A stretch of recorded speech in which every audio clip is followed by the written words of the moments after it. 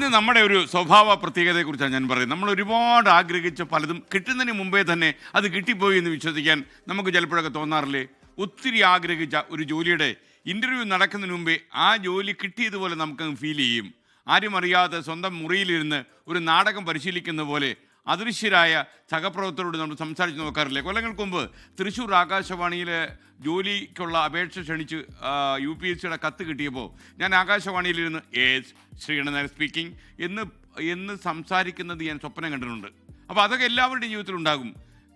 ഞാൻ നാളെ ലീവാണ് കേട്ടോ എന്നൊക്കെ നമ്മൾ കണ്ണാടി നോക്കി പറഞ്ഞു നോക്കും. ഈ ജോലി കിട്ടുന്നതിന് മുമ്പേ തന്നെ. ഇതുപോലെ തന്നെയാണ് പ്രണയത്തിലാകുമ്പോഴും നമ്മുടെ അവസ്ഥ. പ്രണയിനിയുടെ നാടും നാട്ടിലെ ബസ് സ്റ്റോപ്പും സ്കൂളും ഒക്കെ നമ്മുടേത് കൂടിയാണ് എന്ന് നമ്മൾ ചിന്തിക്കാൻ തുടങ്ങും. സാങ്കല്പിക സംഭാഷണത്തിൽ അവരുടെ വീട്ടുകാരോടൊപ്പം നമ്മൾ സംസാരിച്ച് അങ്ങനെ ചർച്ചയൊക്കെ ചെയ്തിരിക്കും. പ്രണയിനിയുടെ നാട്ടിലൂടെ ബസ്സിൽ പോകുമ്പോൾ എന്നൊരു കവിതയുണ്ട്.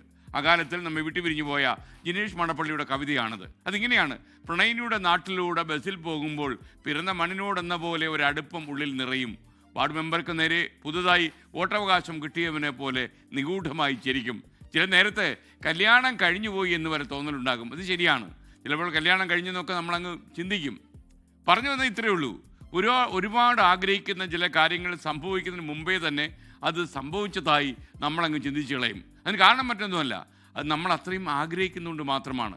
ആഗ്രഹങ്ങളില്ലാതെ നമുക്ക് ജീവിക്കാൻ പോലും പറ്റില്ലല്ലോ. ആഗ്രഹങ്ങളാണ് പലപ്പോഴും നമ്മളെ മുന്നോട്ട് നയിക്കുന്നത്.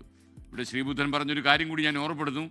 ആഗ്രഹങ്ങളാണ് അല്ലെങ്കിൽ തൃഷ്ണയാണ് എല്ലാ ദുഃഖത്തിനും കാരണമെന്ന് ശ്രീബുദ്ധൻ പറഞ്ഞിട്ടുണ്ട്.